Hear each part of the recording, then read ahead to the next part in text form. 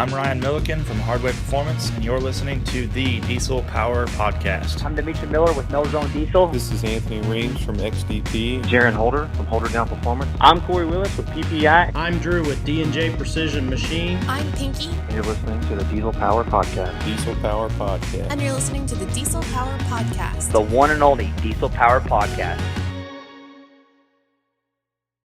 What is up, Diesel Nation? Man, it's exciting. Summertime's rolling around. You get to take these trucks out and go fishing and hiking and road trips and all that stuff. So we know a lot of the questions, that we get this time of year and guest requests and stuff. It almost flips from the performance side to like what's usable, what's practical, and especially because a lot of these trucks you guys use them for work. So we've been working hard, lining up some people to get on, talk about their builds, why they chose, a particular truck to basically start from scratch with, and what their plans are for it. And we want to thank our sponsor, ATS Diesel Performance, for bringing this episode to you. ATS has a complete lineup of transmissions for everything from a first-gen Dodge Cummins through the Power Strokes 7.3s, all the Duramax motors in your ranges that have been out, all the way up to the current trucks. And all of them come with a 5-year, 500,000-mile warranty. And that, covers the converter, the transmission. You can customize them. So if you need, say one for a 400 or 500 horsepower truck you're driving every day, you're probably not going to need to get into all the crazy billet shafts and drums and all those sorts of things. But if you do need something like that, they've got them as well. So if your truck is at 1,000 horse or 1,500 or you want to build it to that, there's a ton of different options for you. And also, if you're looking to just, say, rebuild it yourself, we know a lot of the guys out there, they're comfortable rebuilding their own transmission. They've done it before. ATS has a full lineup of rebuild kits where you're going to get the clutches, the gaskets, filters. You can combine it with, say, a billet input shaft, billet triple disc converter, the ATS 5-star, and you can basically mix and match that to meet your exact needs. You're not overpaying, for things you might not need. So we want to thank those guys for bringing this episode to you. And right now we're going to get into a talk about an 800 horsepower Cummins work truck. We know it's real popular out there. A lot of our listeners and our fans, they own construction companies, transportation companies. They use these trucks every day. But we all know that stock sucks. So we're going to talk with Dave. He's a longtime friend of the podcast, listens to him. He's going to tell us about his truck, his journey through the diesel ownership, different models he's had, and why he chose this one. Good to chat with you today. And yeah, I know that you've got your baby there that you picked up, your 03 Cummins. It took you a while to find one, huh? Because you were really looking for something specific. Yeah, I've owned an 02 before, just did the Edge programmer and some stacks and really loved it back in the day about 10 years ago and got rid of that. It was a short bed. I do consider it useless, so especially with the stacks in there, even though I liked them. So I went and bought an 04 long bed. Well, it puts over in the back of the bed, wouldn't it?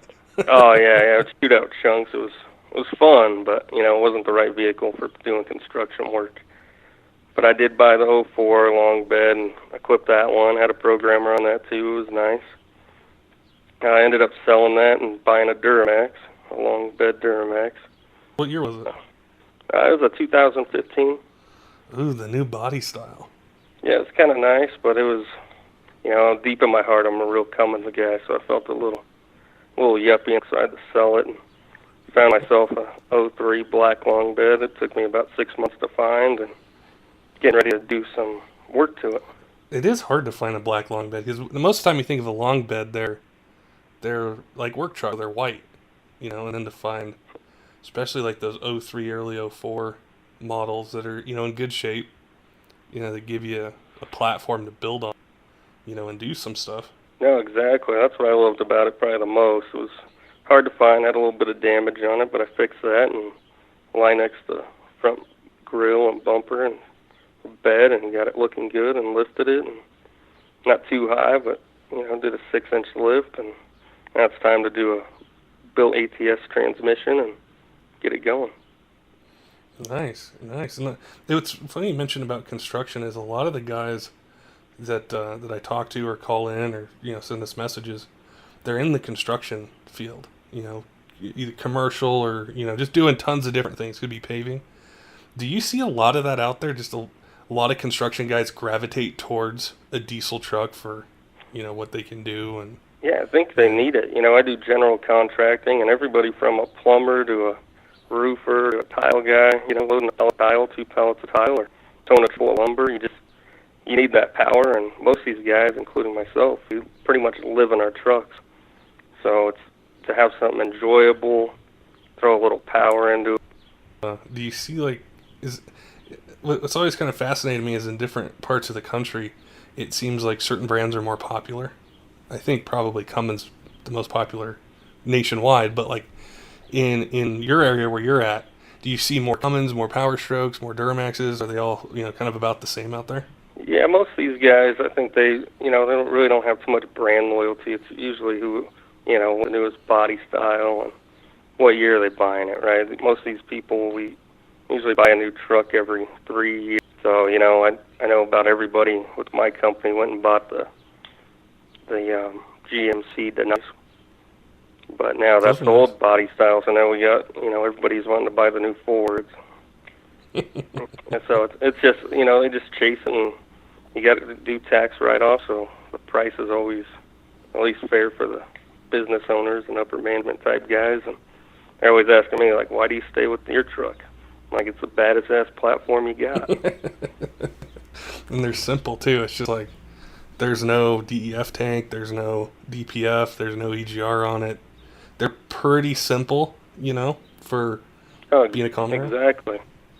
No, and that's what I had with Duramax that I had. It was I can either delete it and deal with trying to put everything back on and have the hassle of a work, because it's a work truck, but it's my day off truck. It's an everything truck. It's my camping truck, a hunting truck, does it all. So to delete it and then have it down for a week to throw all my stuff on, I just don't have that luxury. So I wanted to go pre-emissions and throw a 5-inch straight pipe on it and have that nice drone. There's no the Cummins sound, man. Hear people from 2 blocks away or farther with those. Yeah, all the guys are like, man, how come I can't get my new truck to sound like that? I'm like, you can, but it's got to be a Cummins.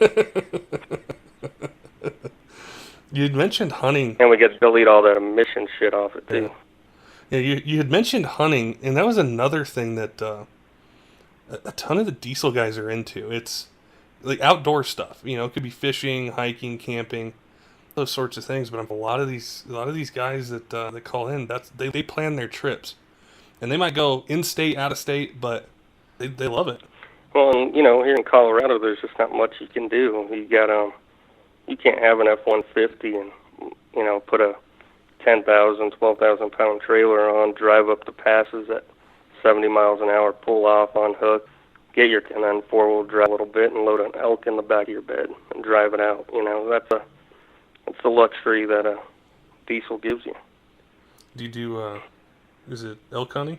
Yeah, I do deer and elk hunting and, fish all over here and when I get off and can break away. Yeah, one of the guys who listens to the podcast, he messaged in and he was talking about trying to make it to Colorado to do an elk trip. He's never hunted elk, and he's getting I think he picked up a 300 Win Mag by Savage and Nice Optic, and he's gearing up. Yeah, sounds like he's already got a good platform on that too. Should be able to hit him out to 800 yards with that 300 Win Mag. But most of the kills here, just because of the terrain and that, you're usually under 300 yards. I have a bunch of different guns myself. I use a 270 a lot of the time just because of the distances, but I have a 338 Lapua with a Night 4 with that. It was about 300 yard shot. I ended up breaking the scope on my 70. It just went out, so I had to take that out the next day. It wasn't by real choice, more had to. Got that, and it went in and blew about a basketball out of the other side of that deer. It didn't ruin any meat, but definitely punched a hole in it. That's a nasty round, for how fast it is and the energy that's in a 338 Lapua. It's pretty, it's cool. Yeah, the hollow point boat tail, and once it hits, it's pretty destructive. You almost got some energy behind it. Do you reload them, or do you buy factory ammo? And No, I buy factory ammo. I mean, the Hornet D285s have shot pretty good out of it.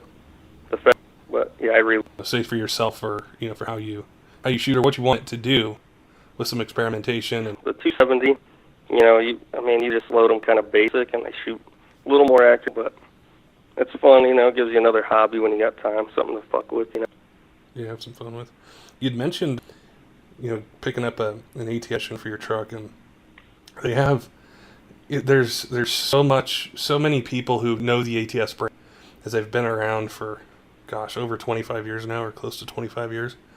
And they're like one of those companies where they have everything for pretty much any truck. So like the transmission packages, like where you can customize it for, say, what you want to do with your truck, or someone else might be a bone stock truck. They want something better, than factory, and want a good warranty with it, or exhaust manifolds and compound kits. And there's tons of Duramax parts, power kits, rebuild kits, all that sort of stuff. And it's really cool to be able to talk to somebody who's interested in it. They've got questions, and it's not like there's just one product that they can get. They can actually get a whole system, because so much engineering goes into product release. Like, let's say compound turbos, as an example, is there's engineers that are designing it electronically, and then they're making models of it, and then they're doing a prototype, and then making sure it fits on these different year trucks, or maybe just a particular year range of trucks, so that when it goes to production, there's no guesswork.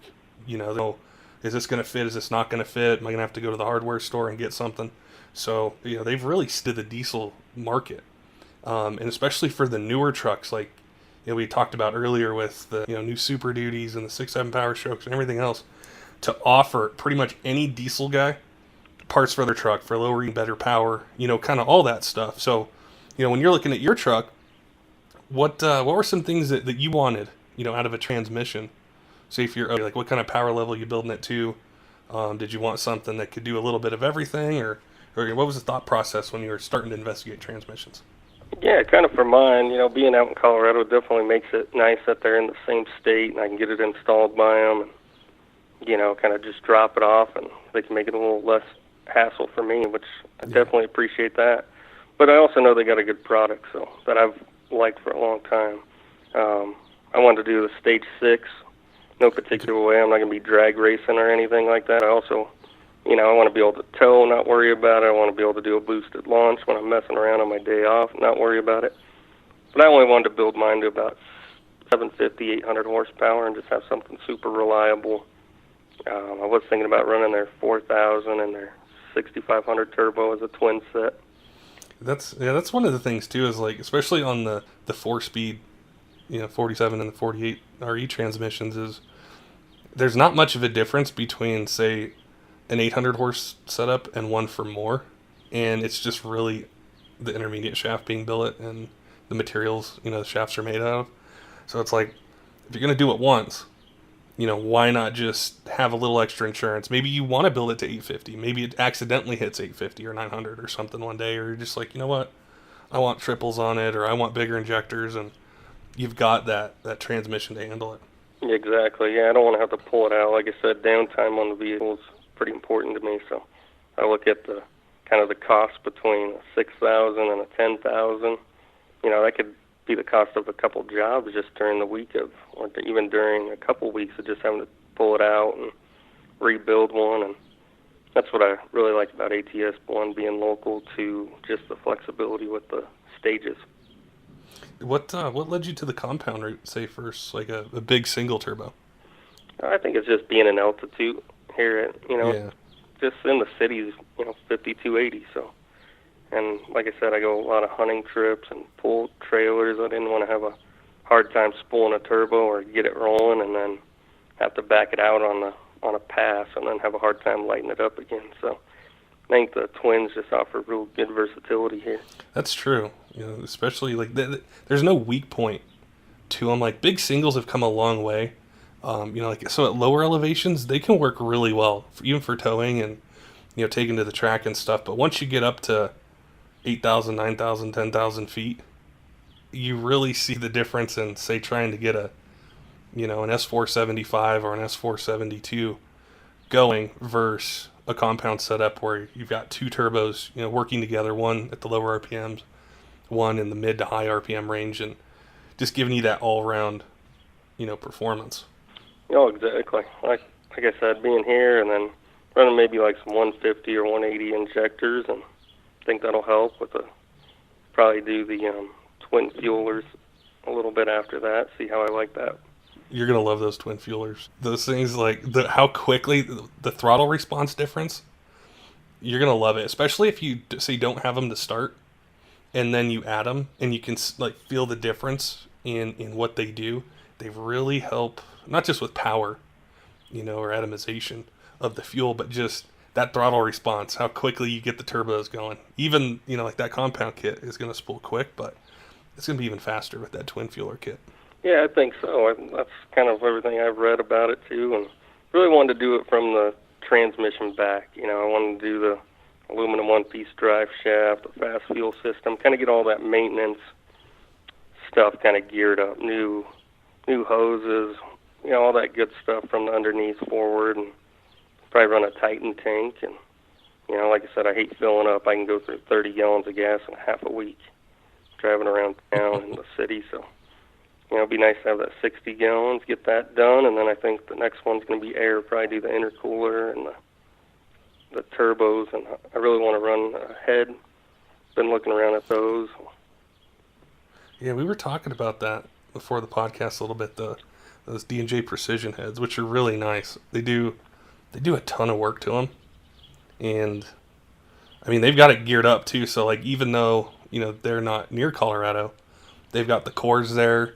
Get your stage 1, stage 2, whatever you need, a custom setup, and then, they just ship it in, put it on, and you're ready to go. Yeah, I think that'll be a good, my good stage 2 job for me is do that intercooler with that stage 2 head, and, the set of twins and some head studs and a little better push rods, and I think I'm set up for injectors and twin fuelers after that. Yeah, that's a good plan. It's something that, man, there's horror stories I've heard. The Cummins motor's so capable, and they haven't changed a whole lot. I mean, of course they did with emissions and, different turbochargers and stuff, but the same head studs that go on a 99 go on a 2016. No, absolutely. The CP3s, what they did on a 03 or 05 is, the CP3 has changed, but it's something where the manufacturers, they don't have to basically start from scratch. So you have this tremendous aftermarket of parts, and a lot of times, the turbo kits are sexier. You see them, you hear them, the programmer, the twin fueler, the injectors, and sometimes people will do that first, and then you've got a stock 48RE behind it, and it's going to get pissed off when you try to crank that power through it. I've seen guys do that just even in my field, and they're driving the shop, work truck around flatbed for a month because they're trying to get the money saved up to get the transmission done. And like I said, it's all about downtime. So for me, it's do the mechanically maintenance parts, because I've always felt the weak spot on Cummins really has always been the transmissions. So, get that out of the way, and I think the motor's capable for whatever you want to put into it. That's true.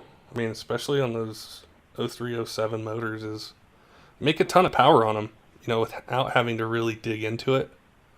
But it's kind of like, guys will call too, and they'll say they're looking for a truck. And you probably have, friends and associates, in the construction industry that'll ask you, or hear people talking about, which truck should I buy? Which one's the best truck? What should I do? And a lot of times it comes down to money and power. So they think, well, how much money do I need to put into this truck to get to the power level I want? And it gets a little tricky because, you can get that, that 5.9 Cummins, it's going to be able to make a ton of power, but you need to set aside some money for the transmission.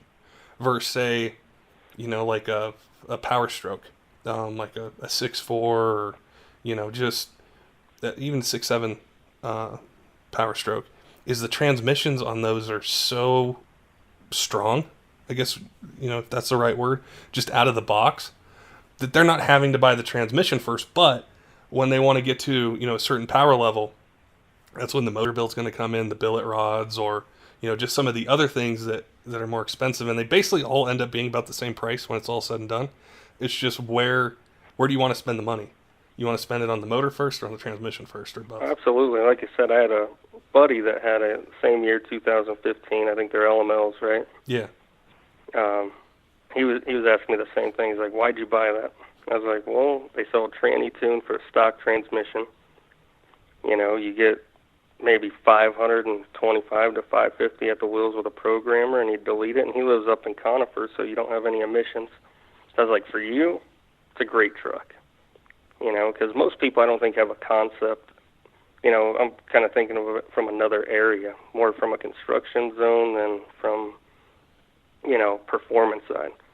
A lot of these guys don't really comprehend what that power actually amounts to, because they read the numbers that come out on these trucks where, it says 397 horsepower, 850 foot-pounds of torque. Well, that's not really what you're putting down at the wheels. So when they do a delete and do an EFI Live with a tranny tune, that's actually putting down 525.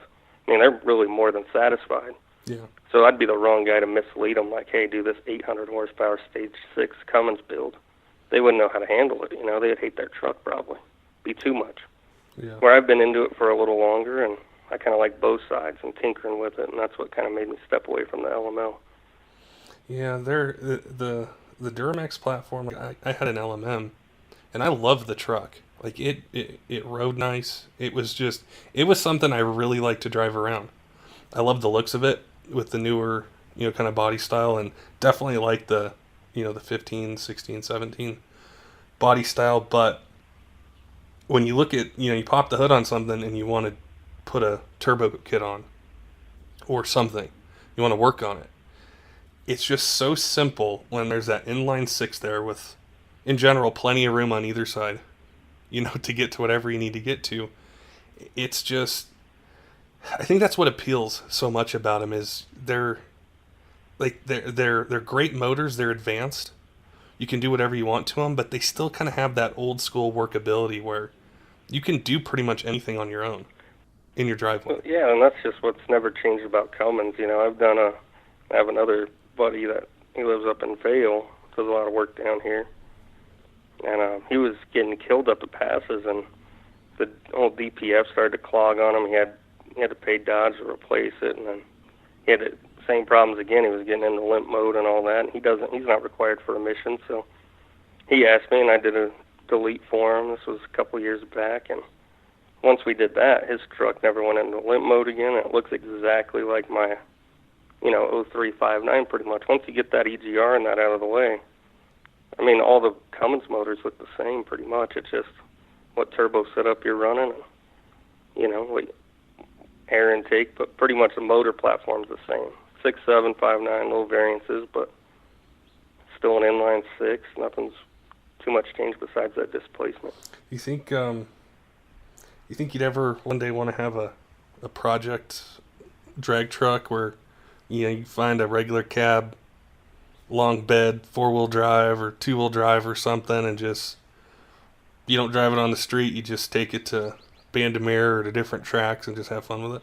Yeah, I could see the potential for that. I've kind of gone through different stages. A couple of years ago, I bought a Harley and got that out of my system, and bought classic cars and got that out of the system. And I think that would definitely be on the next bucket list kind of item.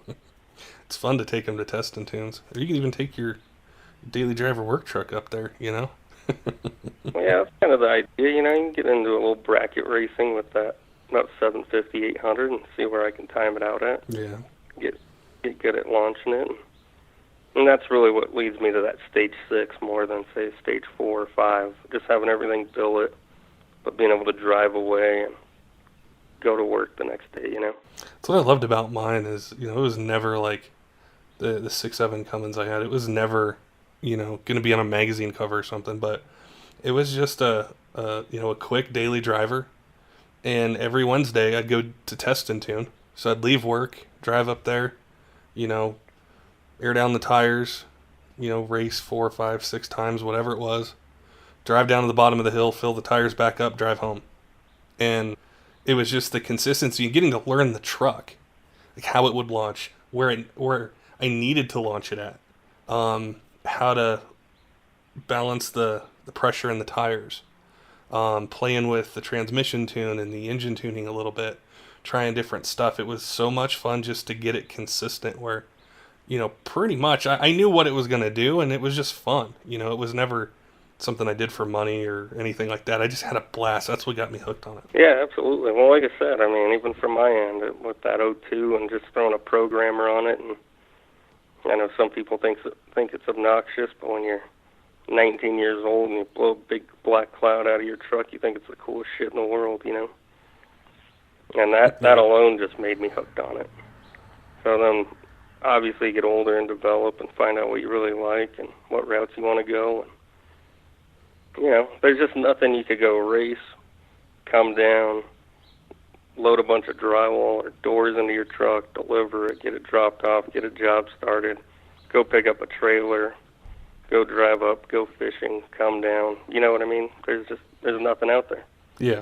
Yeah, that's the allure, and I think why there's so many people that are getting interested in diesel trucks, even if they're the half tons, even if it's the Titan, or I know that Ford and GM are working on some, and I mean the Chevy, the Colorado's out, and stuff, but it's just they're so capable, and especially with just torque and things you talked about, and yeah, you do lose a little power at elevation, but it's not as much as unleaded, so. Yeah, absolutely. Well, plus the gas mileage. I mean, everybody says it's not a big deal, but I mean, it kind of is. You get a V10, it might even be close comparable stock, let's say.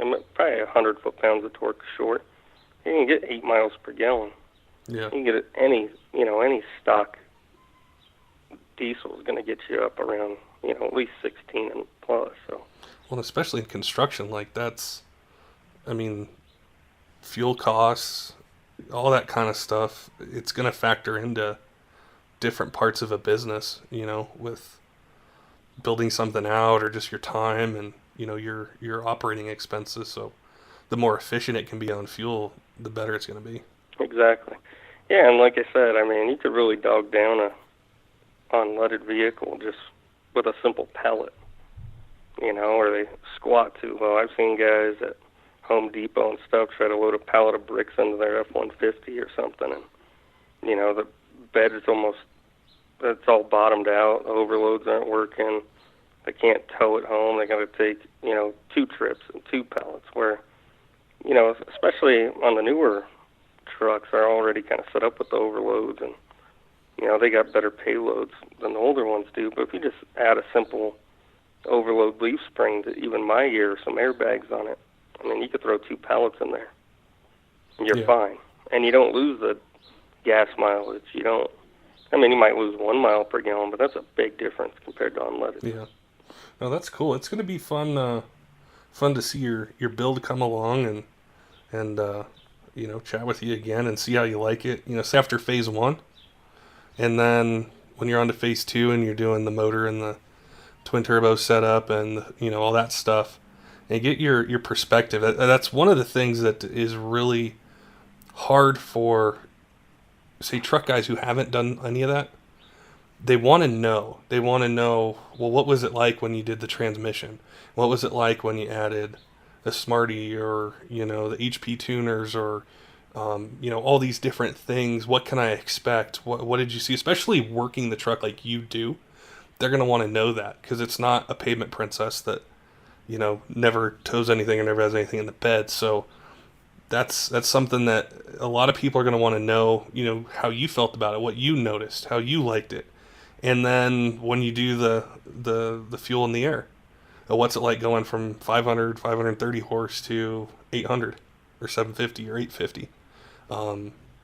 Especially, probably like going hunting and the snow and all the stuff that happens, where there's a change of seasons. Is it harder to drive it in that? Is it about the same? What do you do? So it's going to be cool to follow your build, see how you like the different upgrades and get your perspectives on it. Yeah, man, definitely. We'll definitely follow up with you and get back on again and kind of keep you in tuned and kind of go from there. Yeah, maybe hear some hunting stories later in the year. Yeah, there you go. It was up in late October this year, so should be good. Don't forget, guys, make sure and check out ATS Diesel. Just go to atsdiesel.com. You just go right up to the top of the screen. You pick if you got a Dodge, Ford, GM, what year you got, and it'll bring up all the products that ATS offers. So it's not just transmissions or rebuild kits. We talked about twin fuelers and turbo kits and all those sorts of things. So it doesn't necessarily have to be all about just racing. Most of it actually isn't just about racing. It's about how to make your truck more reliable, lower your EGTs, get better performance out of it, get rid of lag, have, say, turbo setups that can support your modified injectors, or if you're running a big tune on it or something, EGTs are creeping up. ATS has turbo kits to help drop that. Exhaust manifolds, big issue on the Cummins, stock ones can crack. Their manifolds come with a 5-year, 500,000 mile warranty.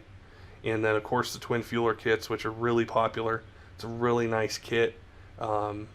Everything comes in the box, so you don't have to get anything. It has the belts and the fittings and the hardware and everything you need to either, if you have a pump already, a CP3, and you just want the install kit, you can get it, or you can get it with the second CP3. So remember to check out atsdiesel.com if you're looking for parts to improve your diesel truck.